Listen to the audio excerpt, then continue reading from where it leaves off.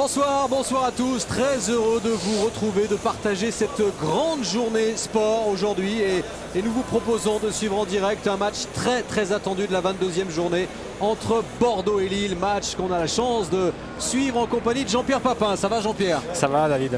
Alors on devrait se régaler, en tout cas ce sera un match très important pour Bordeaux. Il s'agit pourquoi pas de reprendre la première place à l'Olympique Lyonnais, ce qui sera un véritable événement, et pour Lille de venir titiller les premières places. Surtout que Lille a un match en retard et en cas de victoire aujourd'hui, ça pourrait être aussi un prétendant à la Ligue des Champions. Et c'est un match très ouvert franchement. C'est un match très ouvert avec deux belles équipes de championnat qui n'ont pas perdu tant que ça pendant cette année 2008.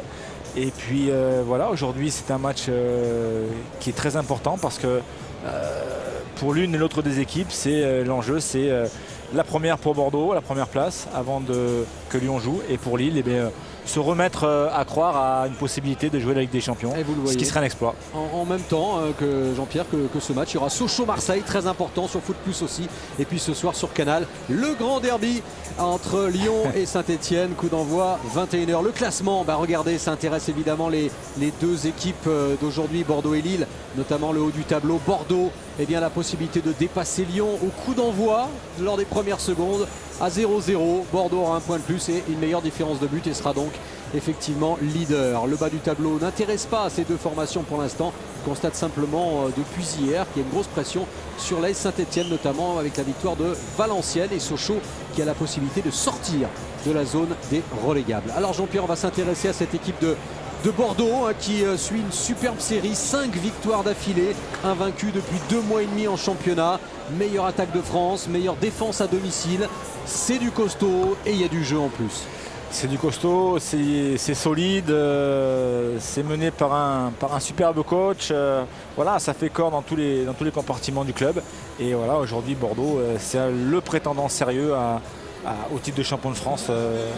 C'est à mon avis l'équipe qui va disputer le plus le championnat à Lyon. Ouais, avec des grands joueurs, on a vu Yohan Gourcuff, Fernando Kavenaghi évidemment le buteur. Vous parliez du coach Laurent Blanc qui a prolongé son bail en compagnie de son adjoint Jean-Louis Gasset. Ça c'est une bonne nouvelle pour la stabilité de ce club. Est-ce que dans la tête de ces joueurs, Jean-Pierre, ils veulent aller chercher Lyon? Ils se voient champions? Vous savez, le championnat aujourd'hui, il ne faut pas oublier quand même qu'il reste encore beaucoup de journées. Aujourd'hui, c'est un match capital. Mais bon, si moi j'étais joueur aujourd'hui, je suis à un point du champion en titre. Le seul objectif que j'aurais, c'est de le dépasser, quoi. Ah oui, et je pense que dans leur esprit, aujourd'hui, c'est se mettre au niveau des Lyonnais, voire les dépasser. Parce qu'on ne sait jamais ce qui peut arriver. Lyon n'a jamais été dépassé depuis très longtemps. Donc commencer le match tout à l'heure avec peut-être 2 points de retard sur Bordeaux, ça peut être aussi quelque chose qui peut leur faire très mal. Alors regardez la composition des Girondins de Bordeaux. On va dire quand même qu'on peut résumer la vie sans Chamac, parce que mine de rien, pour peser sur une défense c'est pas mal, mais il est suspendu pour avoir enlevé son maillot, c'est dommage, 3e carton jaune.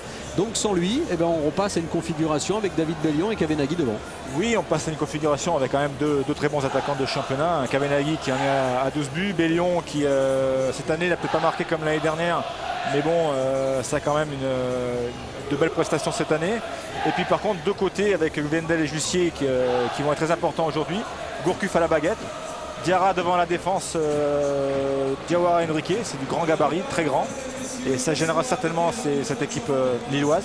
Et puis derrière, Tremoulinas et Chalmé de l'autre côté. Et la recrue de l'hiver, entre guillemets, c'est Jussier qui a été tellement blessé que ça va faire du bien à Laurent Blanc. Cette équipe de Lille en face, c'est toujours l'outsider, cette formation de Lille qui reste sur 3 victoires d'affilée, qui est aussi invaincue depuis pratiquement 2 mois et demi. Comment vous la voyez, cette formation de Lille? Très ambitieuse ou plutôt à titiller, à embêter ou jouer au trouble fête? Non, c'est une équipe qui est très ambitieuse parce que c'est une équipe qui depuis quelques années quand même côtoie les 3, 4, 5e places. Donc c'est une équipe qui a le potentiel pour être à ce niveau de la compétition.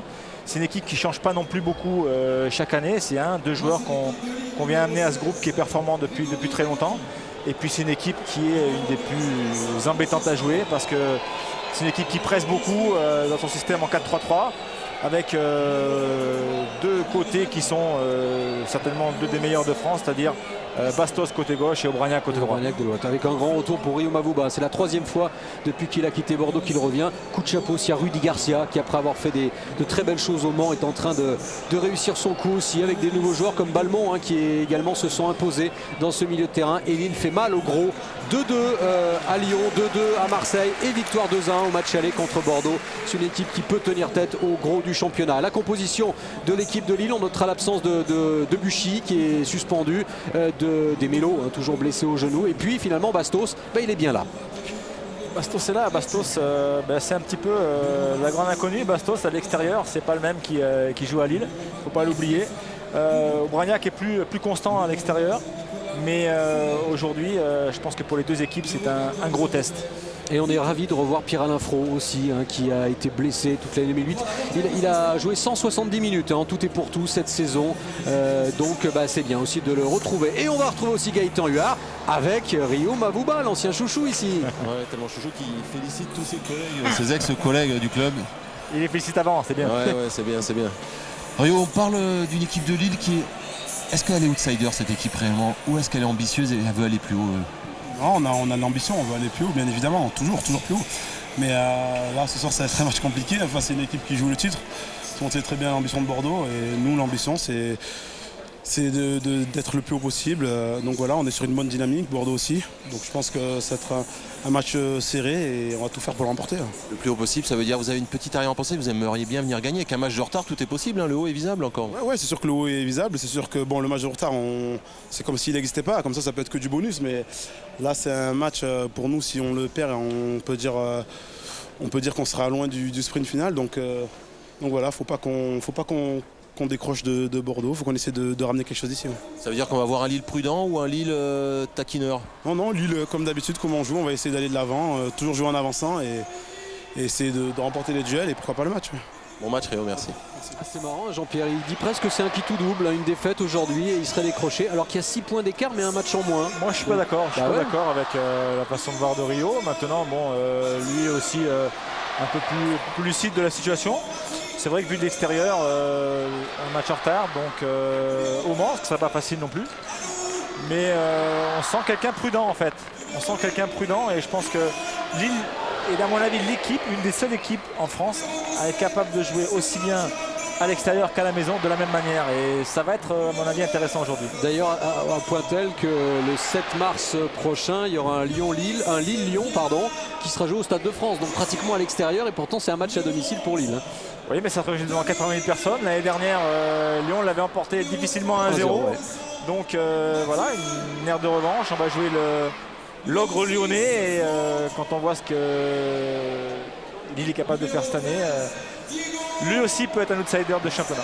Très ambitieuse équipe de Lille. On a vu Rio Mavuba qui retrouve son ancienne équipe. Mathieu Chalmé aussi retrouve l'équipe lilloise, même s'il a été formé ici, au Girondins de Bordeaux. Et à Libourne, il y a bien longtemps. Et Libourne Saint-Seurin, évidemment. Il est né à Bruges, non pas en Belgique, mais tout près d'ici, à côté de Bordeaux. Mathieu Chalmé, qui était passé donc par le LOSC à l'époque de Claude Puel notamment.